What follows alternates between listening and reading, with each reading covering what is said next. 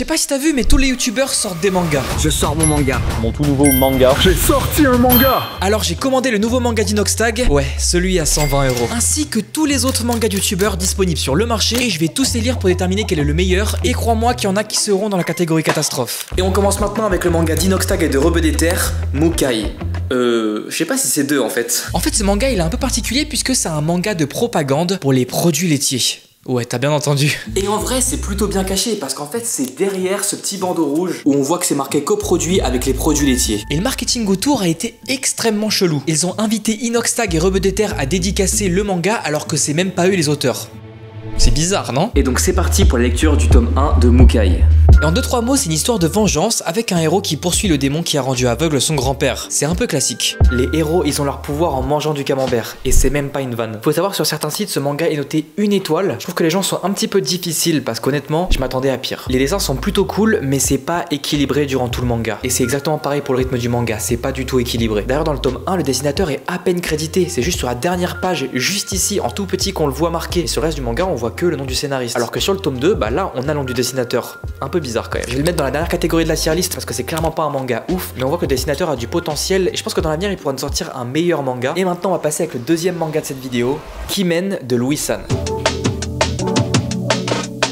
Ça nous raconte l'histoire de Louis qui est franco-japonais et qui veut retrouver ses parents biologiques au Japon. Alors du coup il va devoir s'adapter aux coutumes locales du Japon et honnêtement c'était une surprise. Le rythme du manga est correct, le manga est drôle, c'est chill, ça se prend pas la tête. J'ai juste un petit point négatif, c'est parfois les dessins qui à mon goût sont un peu bizarres. Des fois on a des super belles planches vraiment magnifiquement faites avec des beaux paysages et des fois les têtes de certains personnages sont un peu chelous mais globalement ça fait le taf. Comme 100% des mangas que je vais te présenter dans cette vidéo, les youtubeurs ont bossé que sur le scénario des mangas et aucun d'entre eux a dessiné leur manga. Alors du coup je le mets dans plutôt cool.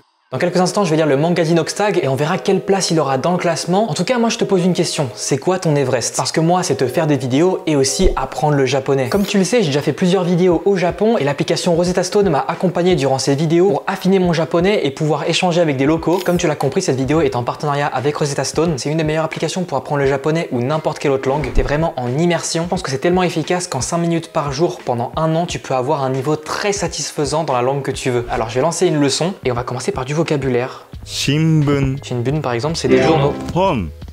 Hon, c'est le livre. Juice. Juice.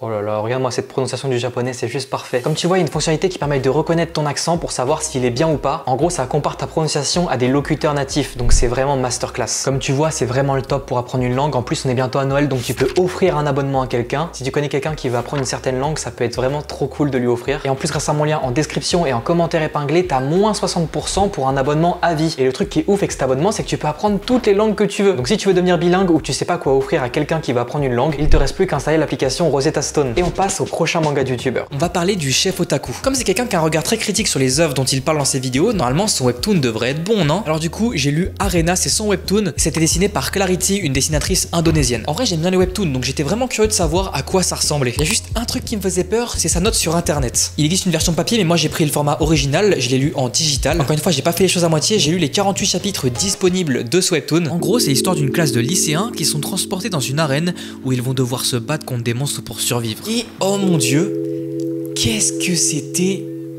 pas ouf. On va commencer par les points positifs, le dessin. Franchement, le dessin, il est lourd. J'aime bien le style webtoon et on a des illustrations qui sont vraiment sympas. Par contre, au niveau du scénario, waouh, c'est du déjà vu, il y a rien d'original. Notre personnage principal est censé être stylé, un peu badass, un peu tout ça. Et en vrai, c'est juste un Dark Sasuke un peu cliché. En gros, le perso principal, il a pas d'âme. Et surtout, il y a pas beaucoup de retournements de situation dans le manga, tu vois. En gros, ça avance, mais tout est cliché, tout est super prévisible. Honnêtement, c'est pas un bon webtoon en fait. Je vais être honnête avec toi, hein. Je sais même pas si je dois le mettre dans moyen ou dans catastrophe. Mais je pense que vu que c'est le chef otaku qui a écrit ce webtoon, bah je vais le mettre dans catastrophe. Pour te dire, c'était tellement décevant qu'à la fin, je voulais même plus acheter de chapitre. Je me disais, bah là, je gaspille mon argent. Il se passe rien dans ce chapitre. Il y a aucune progression dans les personnages. En tout cas, c'est pas pour moi. Ah ouais, je suis un petit peu déçu quand même. Comment ça va YouTube? Par la suite, je me suis attaqué à un des mangas de youtubeurs les plus connus. Je vais bien sûr parler des 6 tomes de Ki et Hi. Je t'avoue que sur Ki et Hi, j'ai énormément de préjugés. Parce que déjà, je le vois beaucoup d'occasions. Et en règle générale, quand tu vois un tome beaucoup d'occasions, c'est que c'est pas ouf. Je les ai d'ailleurs achetés d'occasion. Et petite anecdote, le tome 1, je l'ai acheté. Et il était totalement dédicacé. C'est la première fois que ça m'arrive. C'est au nom d'Angélique. Donc tu vois cette vidéo, Angélique, n'hésite pas à me recontacter et je te rendrai ton manga. J'ai donc attaqué ma lecture de Ki et Hi. Et le premier truc qui m'est venu en tête, c'est que c'était un manga pour gamins. Honnêtement, j'avais l'impression de pas me retrouver dans le public. Je dis pas que les dessins sont mauvais, mais les dessins étaient trop chibi pour moi. C'était pas du tout mon style. J'ai vraiment du mal à déterminer quel est le public cible. Malgré tout, je voyais que c'était un manga fait avec le cœur. J'ai pas quoi dire d'autre, donc je l'ai mis dans très moyen. Enfin, ça c'est ce que j'avais dit si j'avais que lu les 2 premiers tomes. Parce qu'à partir du tome 3, ils ont signé pour 6 volumes. Et ça a été très bénéfique pour le manga. Parce qu'ils ont pu développer leur histoire. Ça fait moins petit gag pour les enfants. Il y a des antagonistes qui arrivent. Le dessin s'améliore drastiquement. Et c'est à ce moment-là que je me suis dit, comment j'ai pu passer à côté de ça? Premier degré. Jamais j'aurais cru penser ça de Ki et Hi. Mais je vous jure qu'à partir du tome 3, ça devient excellent. Ouais, je mens pas, hein, c'est pas une blague. Plus j'avançais et plus je reconnaissais en fait que ce manga c'était une lettre d'amour à Dragon Ball et j'avais l'impression de lire un arc de Dragon Ball. Les personnages étaient attachants, le manga était marrant, c'était de plus en plus épique avec des scènes, des retournements de situation. Le tome 5 se finit sur un cliffhanger de malade et jamais j'aurais cru penser ça du manga du rire jaune. Et c'est pour toutes ces raisons que je l'ai mis dans la catégorie Master... Enfin non, en fait j'avais pas lu le tome 6. J'ai l'impression qu'ils ont dû conclure le manga en un volume. Ça fait qu'il y a beaucoup trop d'explications, la fin elle est trop absurde à mon goût et ça tombait trop de nulle part en fait. Toi comme moi tu sais à quel point c'est dur de finir un manga, on a eu plein de fins ratées dans ce milieu là. Donc d'un côté je comprends pourquoi cette fin est un peu bâclée. Je pense qu'on aurait pu rajouter 2-3 tomes en plus et ça aurait été parfait. Donc malheureusement ce sera pas dans Masterclass mais dans Plutôt Cool. Bonjour. Il est fat le colis. Je viens de recevoir le colis donc on va l'ouvrir maintenant. C'est parti, alors tac.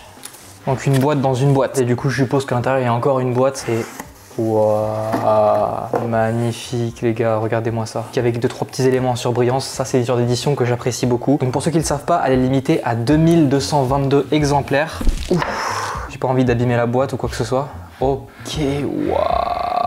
120 €, hein, ça coûte son petit prix, mais rien à dire là pour l'instant, honnêtement rien à dire. Petite carte cadeau de Célio de 40 € pour la collection. Un petit poster, c'est vraiment lourd. Ça le petit poster, il fait vraiment plaisir. Waouh.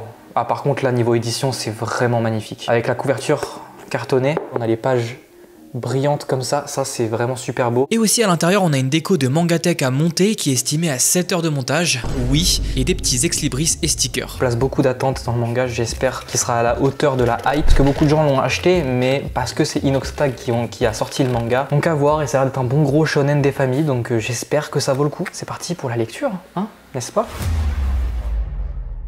C'est l'histoire d'Aki, 19 ans, qui a le pouvoir de lire les intentions des gens sous forme d'aura. Suite à un accident, on lui dit qu'il est atteint d'une maladie incurable qui s'appelle le Noctus. Pour la première fois de sa vie, il fait la rencontre d'une personne dont il ne voit pas ses intentions. Et elle suggère avoir le remède de sa maladie. Ça y est, je viens de finir Instinct, le tome 1. J'avais une peur avant de lire ce tome, c'est que ça aille un peu trop vite. Et que du coup, les 3 auteurs veulent vraiment nous convaincre avec ce tome 1 d'avoir une sorte d'histoire complète, du coup, dans ce tome-là. Et en fait, pas du tout. Si tu m'avais dit que ce tome-là, c'était un japonais qui l'avait dessiné et scénarisé, je t'aurais cru. On n'a même pas l'impression que c'est un manga français et je trouve que c'est une des plus grosses forces de ce manga. C'est honnêtement pas du tout ce à quoi je m'attendais et vraiment, c'est une bonne surprise. Au niveau du scénario, c'est 10 sur 10. Au niveau des dessins, c'est 10 sur 10. Le rythme, il est très correct. Alors certes, j'ai que 200 pages pour juger pour l'instant Instinct, mais j'ai vraiment hâte de découvrir la suite. Même si on retrouve 2-3 codes d'un shonen classique, et ce que j'apprécie, c'est que c'est pas gnangnan. Il n'y a pas d'histoire de pouvoir de l'amitié ou d'esprit shonen à fond avec des power-ups toutes les 2 secondes. Honnêtement, c'est vraiment surprenant. Le dessin, il est vraiment top en plus. Ça ressemble à un manga. Je pense que pour un manga youtubeur et pour cette qualité de tome, d'histoire et de dessin, on peut le classer dans la catégorie Masterclass. J'espère que cette vidéo t'a plu, tu peux cliquer ici pour voir ma dernière vidéo et moi je te dis à la prochaine. Allez, ciao!